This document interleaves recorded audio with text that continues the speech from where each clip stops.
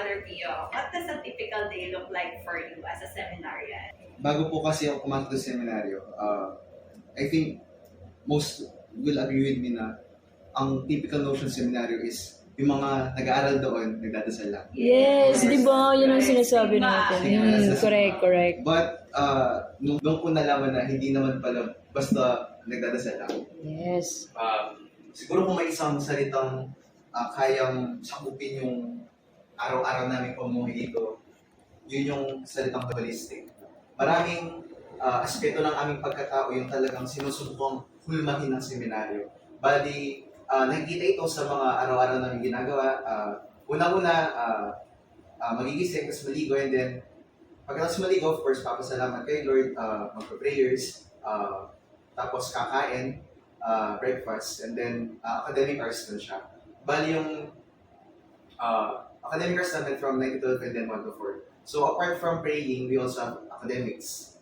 After the academics, maglinis kami nun ng building namin and even our rooms. After that, we have our recreation time. So recreation time, kadalasan yung sports, no? So, hindi lang kami nagdadasal, nag-aaral at marunong din kami maglaro ng iba't ibang mga Sports. So, hindi talaga siya boring, no? Yung parang, tama yung sinabi, akala nila yung stigma, no? Kay Panalig na kapag pumasok, puro prayer. Siyempre, part siya, pero di ba? Or main goal siya, pero yun nga, di ba? There's, life, no? Nice. Tama yun. So, lumalabas din sila, di ba? Ay, nakakalabas din kayo. As in, sa labas ng seminary. Pwede yun. Uri sila. Oh, wow. For example, bukas po akong over. Yes, galing. So, Babalik kayong Monday. Yes. only for college, or pati yung mga high school? Sa lahat? Ay, nice pala. Di ba? Siguro, din yun, no? Parang way to parang ma-refresh din with your families, reconnection. Ayan, reconnection. Brother Piolet, what are some common misconceptions other than yung nga boring? Ano pa yung misconceptions people have about the seminary and how would you address them? So ano yung pwede natin gawin? Isa sa mga typical conception sa seminaryo, yun yung parang dahil kami-kami lang dito, parang hindi kami ganun kakonektado sa buhay sa labas. Na kami-kami lang dito, we have our own world, we have our own bubble. Perhaps that's one of the most common misconceptions. Okay. What I would like to clarify here is that, katulad na nasabi ko kanina, maraming aspeto ng aming pagkatao yung sinusubukang hulmahin ng seminaryo. Yes. Kasama rito yung community life. Yeah. Apart from having our connection with God through prayers, no, we also maintain our connection with each other and most Yes. importantly with our family and of other social groups. No? Hindi lang kami lumalabas ng nakahood tapos Yes, correct, no? Akala nila marunong din po kami tumawa. Correct. Sabi ko nga kanina, di ba, yung akala nila na seryoso, pero hindi, di ba, sabi ko nga, dapat normal, joking, di ba? Normal life naman.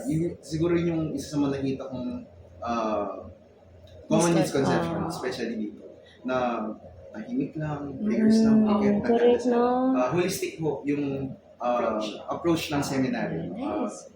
Marami po siyang sinusubukang humesan.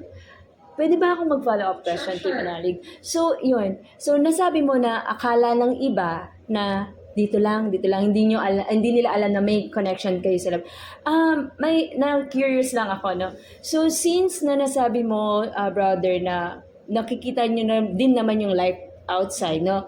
Ito ba ay dahil sa social media, nakakagamit kayo? Are you allowed to use social media kahit normal days? Or, kasi akala ko dati, kapag nasa seminary ka, phones are not allowed? Or, Actually po, it varies from department. Pero sa college po, yung mga recreation time ayun, po namin, maliwanagan. pwede po kaming mag-Facebook. Nice. At So, least.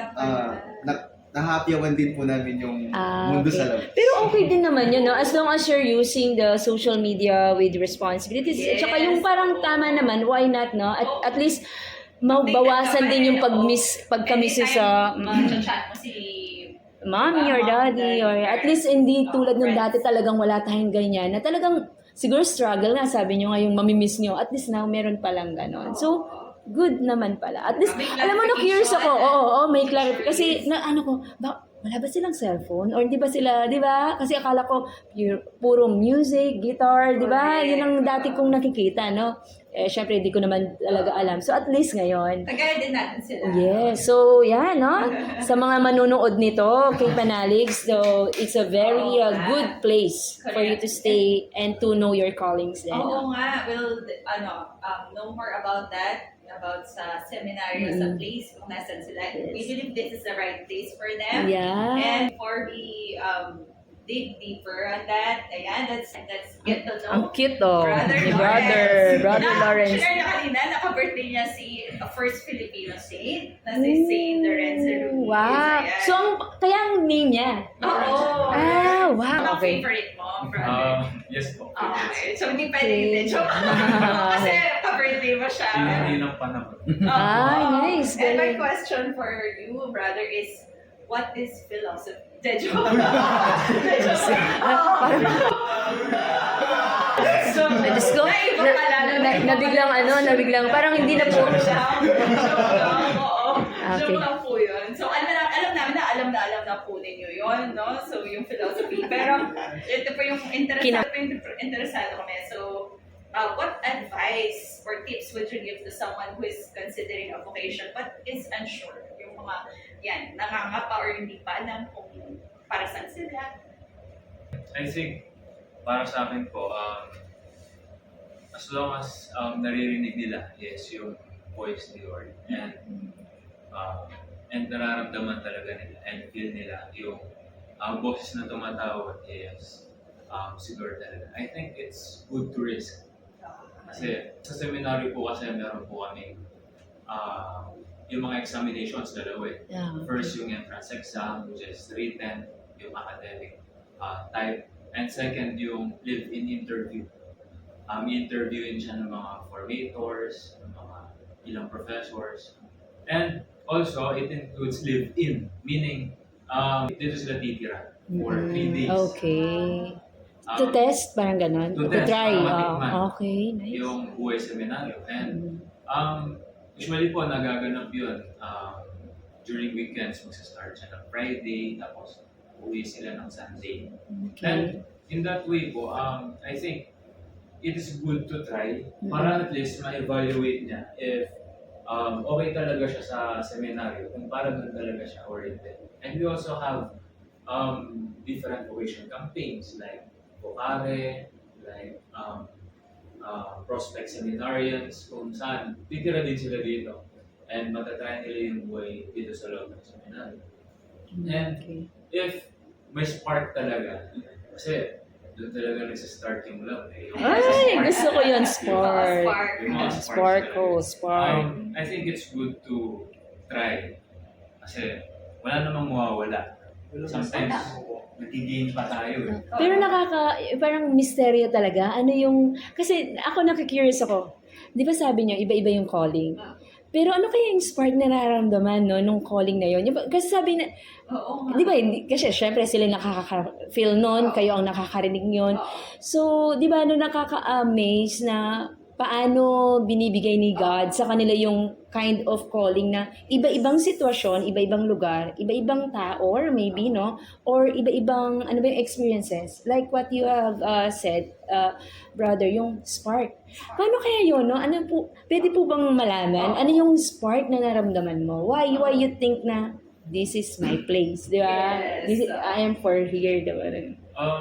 I think, para sa akin po is, minsan talaga yung mga sparks na uumpisa kung saan ka masaya. Okay. Napakasimple, no? Yun, Oo no? nga. Tama. Tama. Mm-mm. Kasi, first of all, parang nare-realize talaga natin, like Brother Cyril, na-realize, na-experience niyo yung sparks na yun through Video, no? video. Facebook, yeah. Parang mas lumablab pa yung sparks na yun. And naramdaman niya parang may inner joy. Nice. Inner joy. Inner joy. Ay, Yung grabe. hindi mabibigay ng ibang. Oo. Sabi nga niya kanina, nabanggit ni Brother Cyril, pwede naman natin maramdaman yun sa isang tao. Pwede sa babae, di ba? Parang sa love. Pero naramdaman niya dun sa... Iba yung kay Lord. Oo, Iba. no? Grabe, ang galing. That's why the seminary offers these opportunities. Like for example, yung Vocare, yung prospect seminarians and live-in interview. Mm-mm. Para sana, if na-try niya dito sa loob ng seminary, and naramdaman niya talaga yung saya, di ba it's a good sign para Yes, Parang- exactly. So ako, may tanong ulit ako. Ang dami kong tanong, no? Kasi first time ko talagang may interview Oo, yung diba? mga Nakaka-amaze. marami akong, yun nga, kanina na-open yung mind ko na paano nila nakakaluhubilo yung mga nasa labas? Kasi nga, pwede na pala silang gumamit ng social media. Okay, unlike before. So, may tanong ako, brother. Nung pagpasok nyo dito, di ba sabi nyo, merong live-in na papatry. Ano yung una ninyong naramdaman?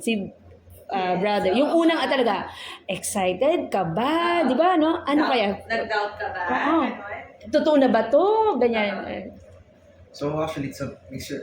Iba-iba po yung naramdaman kayo. But sa amin to, siguro po something, I felt really excited. Wow.